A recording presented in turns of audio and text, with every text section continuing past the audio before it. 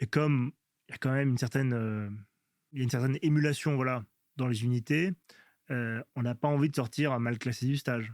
Oui, On oui, je n'a vois. pas envie, de revenir, et d'avoir raté son stage.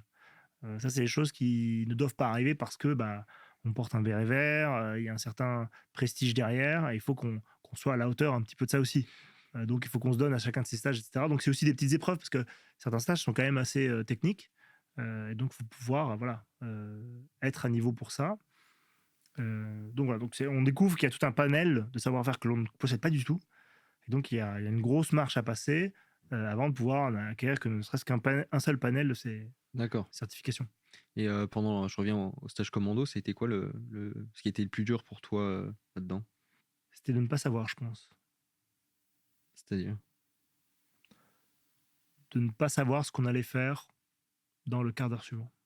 Ouais, ok. Il y a une forme d'incertitude, qui est assez difficile, qui résonne un peu avec, bah, la notion de passage à l'âge d'homme, hein, quand voilà, on passe d'un monde où tout est maîtrisé et cetera. Si on veut aller chercher l'aventure, il faut accepter que tout ne soit pas maîtrisé. Mais c'est difficile, c'est D'accord. difficile. Et donc pour le stage co, c'était une des choses que je trouvais très difficile, c'est de ne pas pouvoir anticiper.